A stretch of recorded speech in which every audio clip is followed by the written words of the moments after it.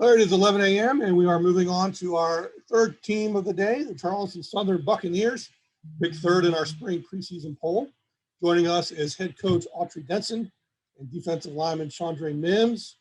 Gentlemen, good morning. Great to see you. Really appreciate you joining us. We're going to let Coach Denson open up with a statement. Tell us how things are going in this preseason preparation. And then Chandre, we'll get your thoughts and then we'll start taking questions.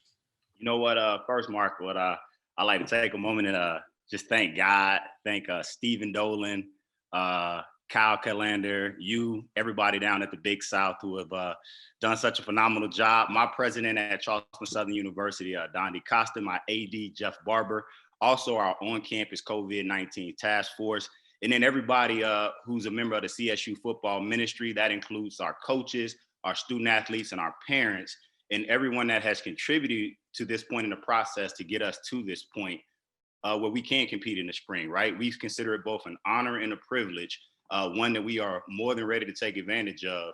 And so go Bucks. Thank you, Coach. And Chandre, welcome in. Wondering your thoughts. What is this overall, what it means to you to finally be back playing football? I'm just so happy to get back out there with my guys. You know, we've been grinding so much and so much preparation, and we just already get back out there. It's been so long. It's been a long time coming. All right, we'll be taking questions for both Coach Denson as well as Chandre. To ask to enter the question queue, please just enter the chat box with your name and who you'd like to speak with. Before we get to those questions and as they come in, Coach Denson, we'll turn to you first. Just going into year two, I know we talked in the fall, but just what has this preparation, the extended preseason, been like, and what have you had to do differently this go around? You know what? So much of year one was teaching our guys those championship habits, our culture, and all the things that we were putting in place. Year two was about, now that the guys understood the expectation, it was about having them do it and holding them to an either higher expectation. So we really used this extended amount of time to really, really hone in on our culture, our mission, our championship habits, and our standards, which we are always talking about our process of preparation, which that allows us to get the desired results we're looking for. So it's two ways to lead, right, Mark? When you talk about you can lead by position, where I'm the head coach and follow me, or you can lead through relationships, which we choose to do. And so we've used extended amount of time, like we did at the end of the season, on the middle of the season, to really just bank more shared experiences, showing our guys how much we care, how much we love them, because at that point, man, they just play not to let us down. So we've really spent so much time digging into them, who they are as people, getting into their world, and just trying to, mentor them both on and off the field. And so that's what we've done with a lot of our extra time. And again, we feel that's what's going to allow us to pay dividends on the field. Thank you, Coach. We're going to start taking some questions from others. First is from David Shelton. David, go ahead. Coach, and this is Coach for Coach and Chandre. The last time we saw you, other than a blue gold game in November, was late November of 2019. Just kind of talk about the anticipation, first, of getting through the fall, in a trying time with COVID. Now the anticipation of finally getting to put your product back on the field, because you were on a 4-game winning streak when this ended. You know what, Dave? That's a great question, man, from the standpoint. What we look for, and you say that COVID has been trying times, and it has been, and no one here would have picked COVID-19 to happen. But one of the things that we pride ourselves on is accepting the challenges, right? And so COVID presented a lot of challenges for everybody.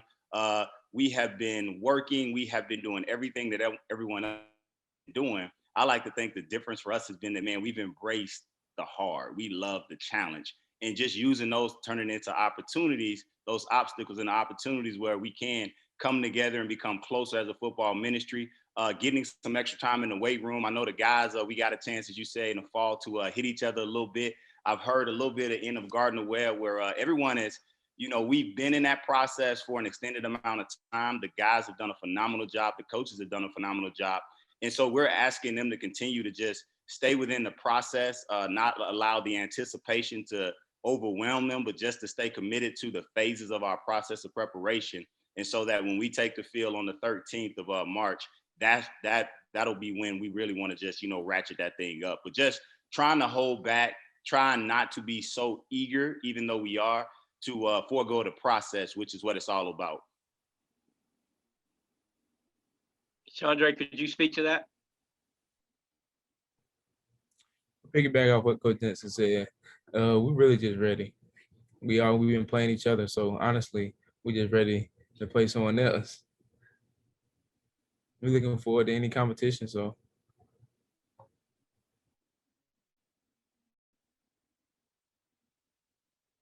And Autry, if you could, what can we expect? What can Buccaneer fans expect from this team? Because you are in year two, basically, even though you're basically your third year, but you're in year two of actually playing games on the field. Will we see a different team, a different style of play, or newcomers that will step up and get on the field early? You know what? We always just talk about the entire team and everybody doing their job. What you'll see is more of the same of what you saw the entire time, right, David? Our process doesn't change. So it's guys playing for each other. Our edge is our love for one another, playing hard for each other, playing through the echo of the whistle. On offense, you'll see tempo just like we had before. And on defense, you'll see a knockdown, drag them out, caveman football. It's real simple over here, see ball, hit ball. And on special teams, we want those guys to be special. So what we like is when you see us go out and we play, is that you see a bunch of young men, a bunch of coaches playing for each other, landing on the line for each other and doing exactly that, leaving everything that we have on the field. We call it GIA around here. That's one of our standards, is that we want to give a God honor and effort with the God honor and attitude and all that we do, and then just leave the results up to God. Thank you. You're welcome. Thank you, David. We'll move on to Scott Heisberg. Go ahead, Scott.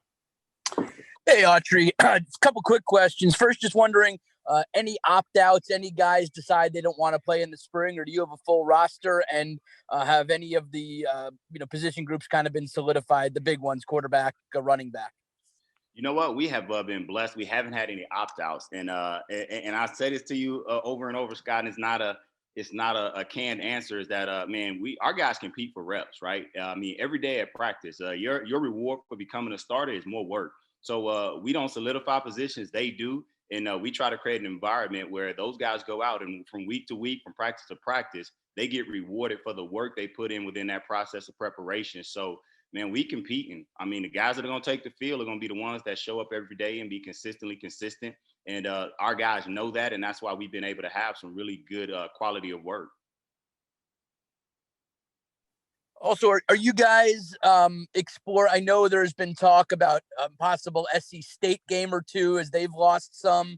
You guys have some openings. Any openings that could be filled, or is this schedule set in stone? Oh, Scott, that's a great question. You know what? I'm gonna let Jeff Barber, my AD, handle our scheduling. And as Chandre has so adequately said, you put them on the schedule, man. And our mindset is we'll show up and we'll compete against anybody. So whoever shows up on that schedule, however fluid it is, Scott, we'll just line up and we'll play, man. Good deal. Thanks, Autry. All right, no problem, man. Thank you, Scott. Next is Charles Odom from the Associated Press. He's got questions for both you, Coach, and Chandre. Go ahead, Charles. Well, if I can, I'll start with Chandre, and thanks for doing this. As you've seen, some teams decided not to play a spring schedule as these final decisions were being made. Did you sense any reluctance, any apprehension among players about making the decision to plunge forward with a spring schedule? So we're just ready to play. So we've been gone for so long. So I don't even think opting out is an option for us right now. So we just ready to, whoever crosses us, we just ready to get to it. If I can just follow up with Coach Denson on that as well. Was this a no-brainer for you, or was that in any way a difficult decision for the school to stay with the spring schedule? Man, to echo what Chandre just said, I think that one of the many things which we, again, talk about COVID and all the challenges it presented, but one of the many things it also did was give us an appreciation for just the things that we had. And something as simple as getting the opportunity to compete, once it's taken away from you, you really don't realize how much you miss it and how much you want it. And so that's what we've been feeling as a football ministry from the top, myself, all the way down through our student athletes, is that, man, we didn't get a chance to compete in the spring. And the toughest thing for a competitor to do is not be able to compete, but watch other people compete. So at this point, man, as Chandre said, we are looking to compete. Opting out, the guys had the option, but it's their team, and their collaborative opinion was opting out wasn't an option.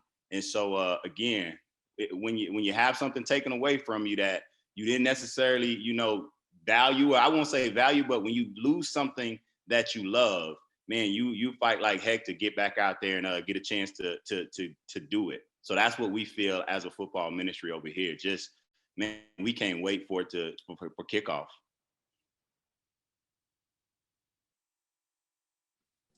You muted, Charles. Just to follow up on that, you'll have the football spotlight for the spring now. What do you see that as an opportunity for your program? You know what? We feel like we always had a spotlight. I joke with the guys during the fall. I said, man, the JV season is almost coming to an end, and the big boys are getting ready to play here in the spring. So, yeah, we embrace it, man. We look forward to it. You figure the guys, they deserve it, and it's a great opportunity for us to get a chance to be on that the big stage without any competition or from the FBS. So yeah, we look forward to it. You're not gonna ever find a guy that won't embrace the big stage.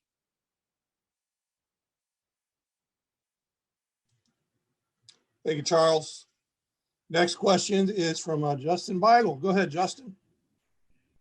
Hey, Coach, Justin with Live 5 here. I know in 2019, this team was largely an underdog. People weren't expecting much from you, but now after the growth and the progression at the end of that 2019 season, you're going to be favored. There's going to be a spotlight on you. How do you think your team's going to respond with such higher expectations going into this 2021 season? The good thing about that, Justin, is that the expectations that we place on ourselves internally are higher than any that they have externally anyway. And so we're always not trying to be satisfied with meeting our internal expectations, but exceeding those. And I would argue that, we've been picked to finish third. So I would like to think that's not a very good expectations in our book. So I don't know how high the expectations are externally, but where I'm from and the way I've been as an athlete and the way that I lead as a coach is that I don't know how to prepare not to be number one, right? So there's no way to prepare to be number two. And where I'm from, second place is the first loser. So I consider it not a compliment that we don't have higher expectations, but again, we always are trying to play to our own internal expectations anyway. Chandra, if you mind commenting on that as well, please. Same, like we Coach Dennis has set a standard, so champions do more. So in everything we do, we always want to do more. We want to outcompete everybody we play against. So Thanks, guys. Thank you, Justin. We're going to go back to Scott Eisberg. Go ahead, Scott. Thanks, Mark. Autry, this question's for you. On a personal note, how special was this fall? You were pulling the chains for First Baptist football, getting to watch your kid. How special was it to have a fall that you'll probably never have again in that respect? You know what, Scott? I would say this, man, and I pride myself on doing this. We do things a little bit different here, and I say I lead by following Christ. So where I had extended amount of times, I am very, very adamant that my coaches have to make sure that they take advantage of their family time, right? I feel like they can't mentor these young men without first mentoring their own. So we go to our kids' games. We don't miss that kind of stuff. So where I had extended time to do that this fall, I would have been at my son's home games anyway, and when we had a home game here at Charleston Southern, because that's just the way of life here. That's what we do. You don't get those moments back. And where we are going to work our tails off, we also aren't going to neglect our faith or our family in the process. So it was cool that I had a little bit more time, but that's just normal business. That's normal operating procedure around here. Whether it's Coach Zane going to his son's wrestling match, whether it's Coach Brooks going to his wife's event, we're going to make time for the things that are important. And we're going to trust God again within our process to handle our business, to be obedient stewards of our time. But family is what we do.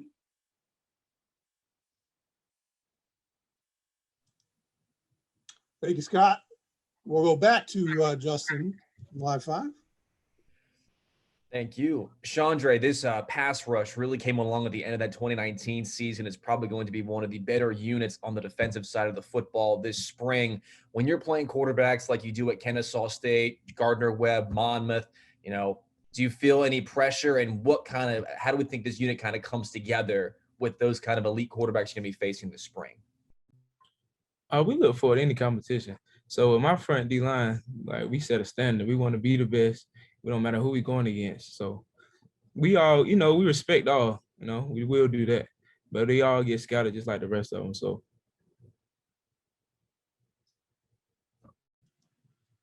Thank you, Justin. We still got time for questions for Coach Denson as well as Chandre Mims. So please enter your name in our chat box and we'll take them as they come in. And while we wait for that, Chandre, I've got a couple for you. First one is, what are you looking forward to the most in that first game this spring? Honestly, I'm just ready to get out there with my guys and compete. We've been looking forward to it. We're playing against top dogs. So, hey, we're going to see how that one go. We already been underrated. So we just ready. We're ready to compete. And following up to that, which of your teammates are you looking forward to watching play the most this spring? Who do you think's kind of really improved that you're looking forward to seeing them play this spring? That's a big broad question. So the whole team, really, everybody's been competing, and it's like I've seen everyone just grow. So honestly, just seeing everyone grow from where we started to like us about to play again, it's like I just want to see the whole team succeed. So. All right, thank you. We're going to go back to David Shelton with some other questions.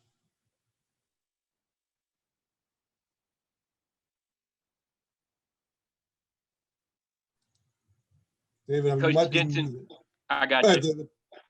Coach Denson, you've used the word compete a lot in this 15 minutes, and so is Chandre. It's obviously a buzzword in your program right now.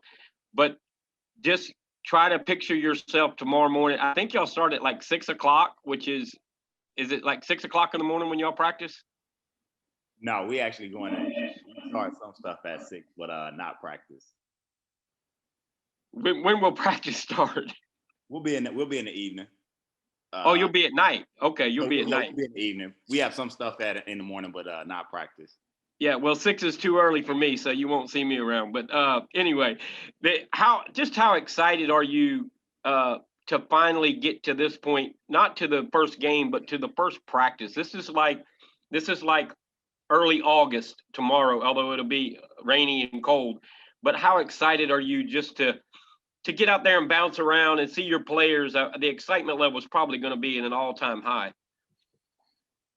First thing, Greg, so you hear the word compete, man. So it's not a buzzword. It's a lifestyle we're trying to create. And we want our guys to compete at everything because, again, it really is preparing them for life, right? You got to compete at everything the rest of your life. And the people who embrace competition are the ones who, are your elite performers. But in regards to excited about getting on the field, that's the part of the coaching that you value and love the most, right? The time with the guys, the time out on the field. That's where those bonds are, solidified. And so, man, I'm beyond excited to get back out there with those guys, to be able to get ready to play toward a season, and so we had our fall ball, which again, that was about our development. And now we get a chance to go out and compete. So there aren't enough words to describe how excited I am. I'll use the word compete since we said that just to kind of have fun with you, man. But you look forward to it, man. You really do.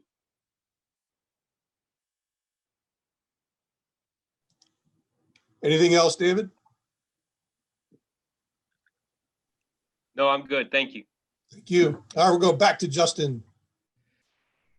Coach, can you give us one player on offense and one player on defense you think might have a breakout season this spring? I could, Justin, but I'm not. And again, the reason is because, man, it is it is no I in team, and there's no it's no me, it's all we, and that's in our culture. And so we expect everyone to perform beyond the standard and to the man, because the thing is, you need them all.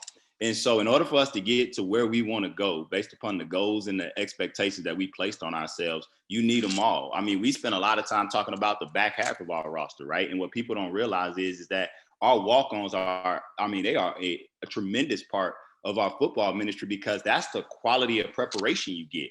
And so to the man, we need everyone to have we won't say a breakout season. We tell them we just need them to be who God created them to be, right? And so we just need everybody to do their job. We talk about owning your role. We need everybody to own their role every single day. And then together we'll all achieve more.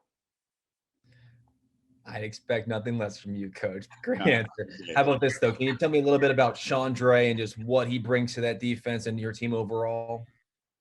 Consistently consistent. First of all, he leads through his faith, very faithful in who he is as a young man. The ultimate professional. He comes to work every day, does not say a lot, but his actions speak so loud that he doesn't have to. It actually lends to the times when he does have to speak up, which he's not afraid to do. And guys listen because of who he is. So the fact that he's on this call, the fact that who he is in our locker room, he is the ultimate leader. I mean, player coach, he's an extension of who we are. And so you need guys like Chandre in that locker room because they see more than we do.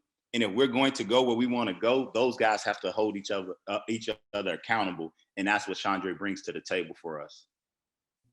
Thanks, Coach. No problem, Justin. Thank you, Justin. We have time for final questions for both Chandre and Coach Denson. Please enter your name in the chat box. And Coach, I'll throw one last one out to you. Is there any particular players who have benefited from the longer off season coming back from injury, or someone who had to deal with a little adversity and now will be full go in the spring? I'll tell you who I feel were the winners in this deal were the incoming freshmen, right? Because usually what happens is they come in the summer, they get about 4 to 6 weeks to train, and then they're thrown right into camp. Well, those guys are freshmen, but they're really not freshmen because they got a full off season of working out. They were in the system. They were able to do some stuff. So I would say that those guys' development from that standpoint has been able to be enhanced because, again, they just had an extended amount of time. But so that's what I would say in this deal with those incoming freshmen that got the benefit from this extended amount of time of adjustment and preparation. Thank you, Coach. I'm not seeing any more questions for either of you, so we'll go ahead and let you go. But as we wrap up, anything else you want to add before we close it out? I do not. Again, man, I would like to thank all of you over at the Big South, all of our leadership here at Charleston Southern University, man, my coaches, our parents, our student athletes. Man, it's a blessing to be in this position.